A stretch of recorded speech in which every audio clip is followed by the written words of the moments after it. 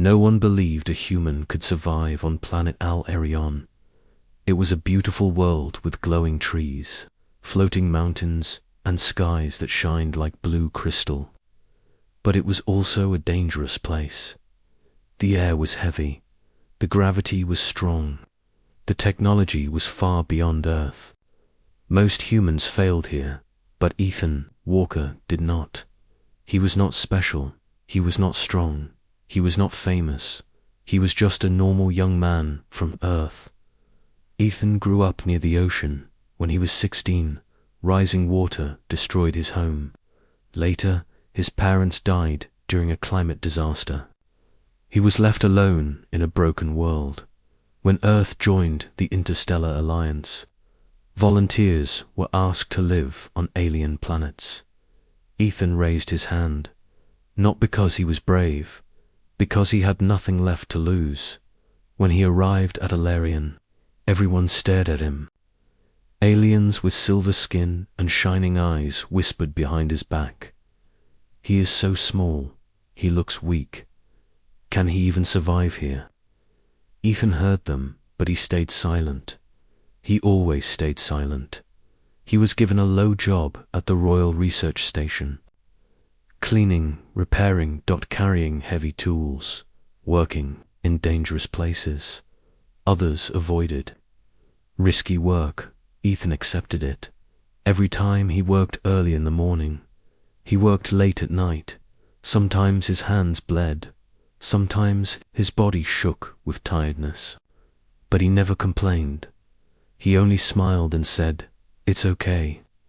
High above the station, in a crystal palace, lived Princess Lyra Valerian. She was the daughter of the Supreme Queen. She was trained since birth to be perfect. Perfect voice, perfect manners, perfect emotions, never cry, never doubt, never fear. The people loved her, the leaders respected her, but no one really knew her. Inside, Lyra felt empty, lonely, lost. Every smile she showed was practiced. Every word she spoke was controlled. She had no friends, no freedom, no one to speak to honestly, until she noticed the human from her observation balcony. Lyra often watched the station. One day, she saw Ethan fixing a broken energy tower alone. The machine was unstable. It could explode, but he did not run. He stayed. He worked for 6 hours. Sweat covered his face. His hands shook still.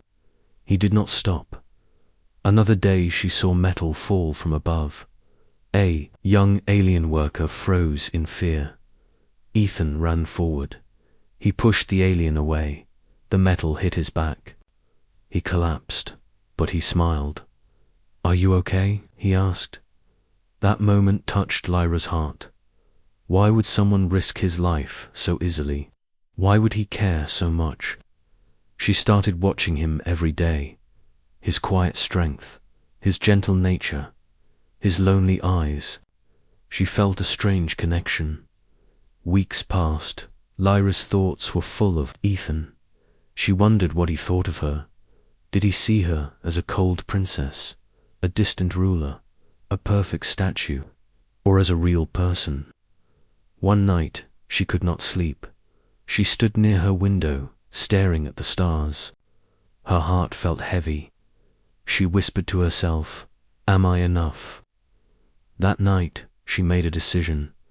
The next morning, she sent a royal order. "Bring Ethan Walker to my private chamber." The guards were shocked. A human, meeting the princess alone. But they obeyed. Ethan received the message while fixing a power cable. His face turned pale. A royal summons. His hands trembled. Did I do something wrong? His mind filled with fear. Still, he followed the guards. They walked through long shining halls. Crystal walls reflected light everywhere. He felt small, weak, out of place. Finally, they reached a large glowing door. It opened slowly inside. Lyra stood alone, No crown, no guards, no royal dress. Only a simple white robe. She looked nervous, not like a princess, like a normal girl. "Come in, Ethan," she said softly.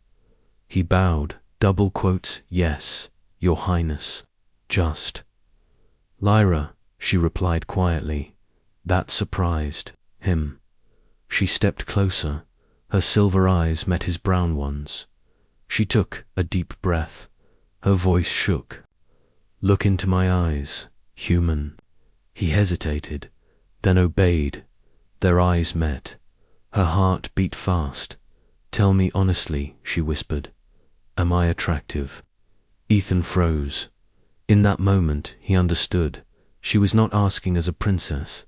She was asking as a lonely girl, afraid of being unseen, afraid of being unloved. And his answer would change both their lives forever. Ethan's heart pounded like never before. A princess had asked him a question that no human or alien had ever asked him. Not about work, not about strength, not about survival, but about her beauty, about how she made him feel. He wanted to say something clever, something wise, something that would impress her, but his mind went blank. All he could feel was the sudden closeness of her silver eyes, filled with curiosity and fear. He noticed the slight tremble in her hands, the faint quiver in her voice. A girl behind the title of princess, who had never allowed anyone to see this side of her. Ethan swallowed hard. "Lyra," he began, his voice barely above a whisper. She tilted her head, waiting. Her heart was fast, her breathing shallow. Her every sense was alive with anticipation. He looked into her eyes, not her face, not her dress, not her crown, just her eyes. The way they reflected the light, the way they seemed to ask him for a truth only he could give. "Yes," he said simply. What?" Her voice trembled. "Yes," he repeated, louder this time, steadier. "You are attractive. More than that, you're beautiful, Lyra. Not because you are a princess, not because you wear a crown, but because you are you.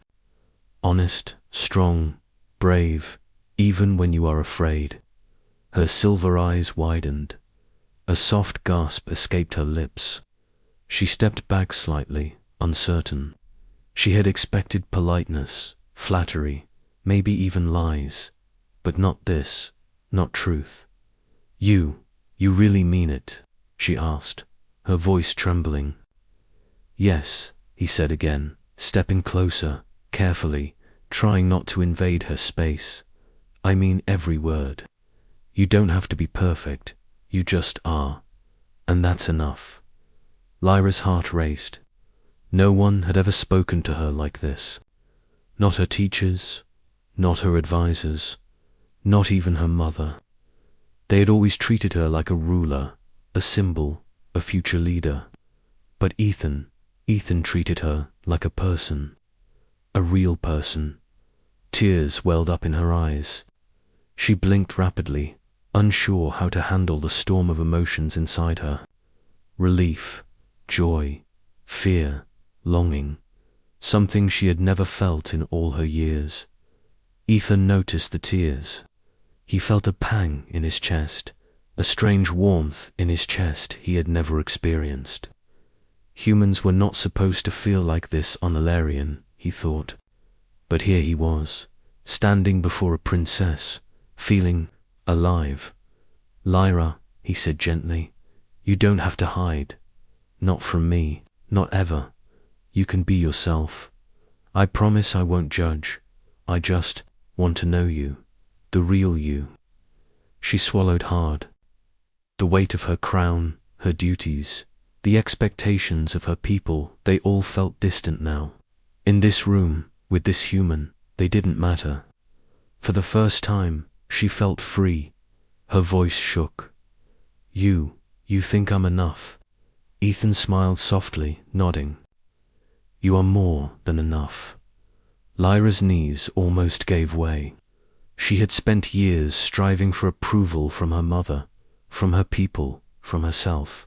And now, this human, this small, fragile human, gave it to her in a single word, a single gaze, a single truth. She wanted to say something, anything, but the words got stuck in her throat. Instead, she took a hesitant step closer to him, and then another, until they were only inches apart. Her eyes searched his, desperate for more reassurance.